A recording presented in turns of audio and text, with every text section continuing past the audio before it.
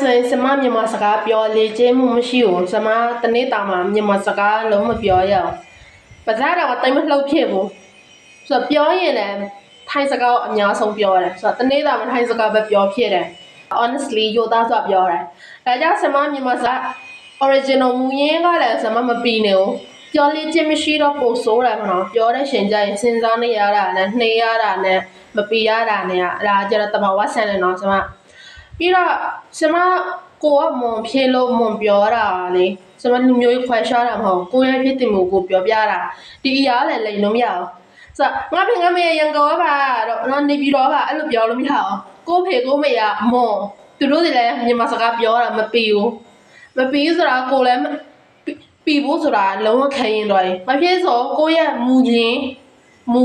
အောင်ကြီးကကျတော့မွန်ဖြစ်တယ်မွန်တန်ပါမယ်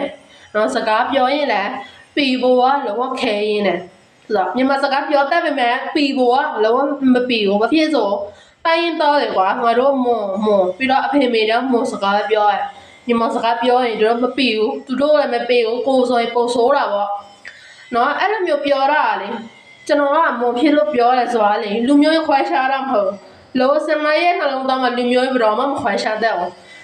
ဘာဖြစ်ဆိုတာနော်စမတော့ကနော်အုံနာကျင်းမြောင်းတဲ့လူမဟုတ်စမတော့အမြင်ကျဲတယ်နော်စားလည်းဖက်တဲ့လူဖြစ်တယ်မြန်မာစကားကိုကြိုက်တယ်လို့ပြောစမရင်ကြိုက်တယ်မြန်မာစကားပီလေးပြောလို့စမရင်တဘောကြဒါပေမဲ့ကိုမလုံးနိုင်ဘူးအဲ့လိုပီဖို့ကခဲရင်တဲ့အတန်ဆိုလဲပို့ဆိုးတယ်ပီဖို့ကမဖြစ်နိုင်ဘူးဒါပေမဲ့တစ်ဖက်လူနားလဲအောင်တော့ပြောနိုင်တယ်နော်တချို့လူကနော်စမကိုမုံလို့ပြောတယ်တချို့လူကလူမျိုးခွဲခြားတယ်လို့ထင်တယ်မဟုတ်ဘူးနော်လူမျိုးမခွဲခြားတဲ့အောင်စမအဲ့မှာစမတူမှလည်းရှိတယ်သူကပြမြန်မာနဲ့မော်နဲ့ရောထားတာပါသူကပြမြန်မာမော်စစ်လည်းပြောလို့မရသူဗမာစစ်လည်းပြောလို့မရသူကပြနော်ချစ်လာအရင်ချစ်တယ်နော်သူတော့ပဲကိုအကောင်ဆုံးစူးစမ်းရမယ်ဒါလူမျိုးခွဲခြားတာမခွဲခြားဘူးနော်ကိုရဲ့သွေးသားမတာမှာနော်ဗမာတဝက်ပါနေပြီဆိုတော့စမပြီးတော့